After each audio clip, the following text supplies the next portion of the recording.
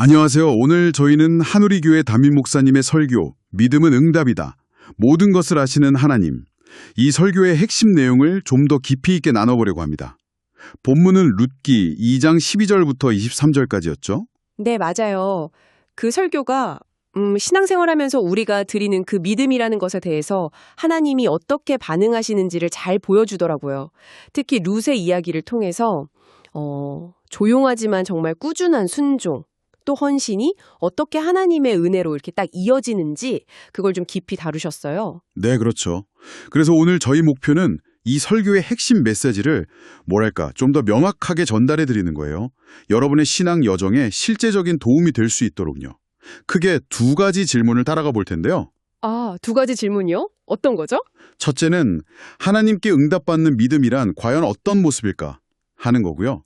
둘째는 그럼 하나님은 그 믿음에 어떻게 은혜로 반응하시는가? 이 두 가지입니다. 아, 네. 좋은 질문들이네요. 그럼 첫 번째부터 시작해 볼까요? 응답받는 믿음. 네, 설교에서는 이걸 룻의 이야기, 특히 그 결단을 통해서 설명하기 시작하더라고요. 룻이 젊은 이방 여인이었잖아요. 근데 시어머니 나오미를 통해서 살아계신 하나님을 알게 되자 익숙했던 모압 땅을 다 버리고 하나님을 선택하는 결단을 내리죠. 맞아요.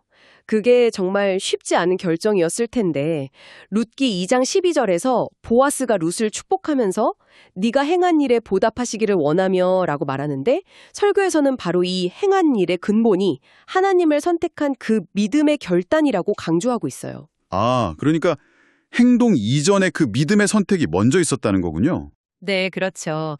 그런데 중요한 건 그 결단으로 끝난 게 아니라는 점이에요. 설교에서는 룻기 2장 7절이랑 17절을 인용하면서 룻이 그 결단을 실제 삶 속에서 아주 힘든 환경 속에서도 어떻게 지켜냈는지를 보여주거든요.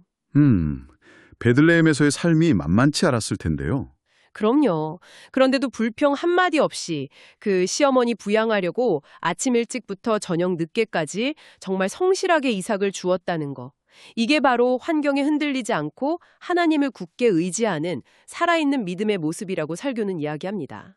약간 아브라함이나 이삭, 야곱처럼 때로는 실수하고 넘어질지라도 결국엔 다시 믿음으로 서는 것. 맞아요. 그게 바로 성도의 모습이라고 강조하시더라고요. 믿음을 지키며 견뎌내는 힘. 네, 그럼 이제 두 번째 핵심으로 넘어가 볼까요? 하나님의 응답. 하나님은 룻의 이런 믿음에 어떻게 응답하셨나요? 하나님은 룻의 믿음과 그 성실함 또 겸손함에 주목하셨어요. 룻기 2장 13절 보면 룻이 자신을 낮추는 모습이 나오고요. 그리고 17절에는 저녁까지 이삭을 주어서 모은 게 무려 한 에바나 되었다고 나오잖아요.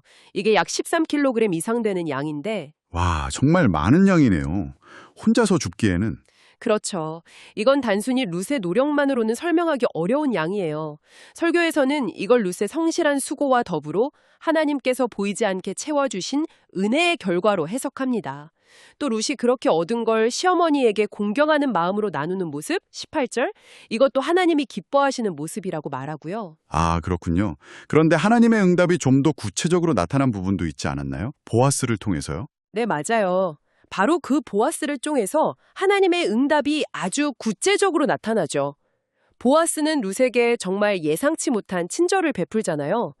그냥 지나치지 않고 먼저 말을 걸고 식사 자리에 초대하고 14절 또 안전하게 일할 수 있도록 배려해주고요. 심지어 종들에게 시켜서 곡식단 사이에서도 그냥 줍게 하고 일부러 좀 흘려주라고까지 하죠. 15, 16절. 네네, 바로 그 부분. 이게 단순한 인간적인 호의를 넘어선다는 거예요. 설교에서는 이 보아스 행동을 장차 오실 예수 그리스도의 모형으로 봐요.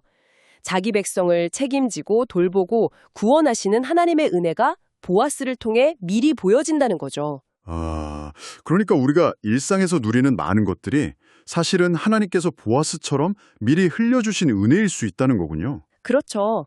그런 통찰을 주는 거죠. 우리가 당연하게 여기는 것들 속에 숨겨진 하나님의 배려와 은혜. 결국 아무것도 가진 것 없던 이방 여인 룻이 그 신실한 믿음 하나로 보아스와 결혼하게 되고 다윗 왕의 증조할머니가 되고 결국 예수 그리스도의 족보에까지 오르는 놀라운 보상을 받게 되잖아요. 맞습니다. 설교는 이걸 히브리서 11장 6절 말씀, 하나님께 나아가는 자는 반드시 그가 계신 것과 또한 그가 자기를 찾는 자들에게 상 주시는 이심을 믿어야 할지니라. 이 말씀과 연결해서 설명해요. 하나님의 날개 아래 피하는 모든 이에게 주어지는 보호와 상급의 확실한 증거라는 거죠. 룻의 이야기가.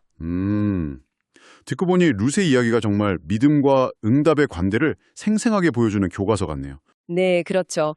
그리고 설교는 더 나아가서 예레미야에가나 에스겔서 말씀을 인용하면서 하나님께서 우리 인생에 고난을 허락하시는 본심은 사실 징계가 아니라 회복과 긍휼에 있다는 점을 강조해요.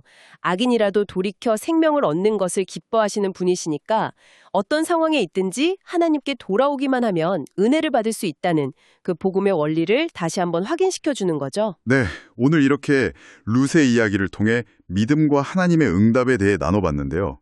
아, 설교 마지막 부분에 나오미가 룻에게 했던 조언 있잖아요. 내 딸아, 너는 보아스의 밭에만 머물러라. 이 부분이 또 인상 깊었어요. 맞아요. 저도 그 부분이 기억에 남아요. 보아스의 밭에 머물러라. 네, 설교에서는 이 보아스의 밭을 은혜와 보호 그리고 생명의 양식이 있는 곳, 바로 그리스도의 영역, 즉 말씀과 기도, 예배의 자리로 해석하더라고요. 그렇다면 반대로 다른 밭은 뭘 의미할까요? 그건 아마 하나님의 보호를 벗어난 세상, 겉보기에는 화려하고 뭔가 있어 보일지 몰라도 영적으로는 메마르고 결국 헛수고만 하게 되는 그런 곳을 상징한다고 볼 수 있겠죠.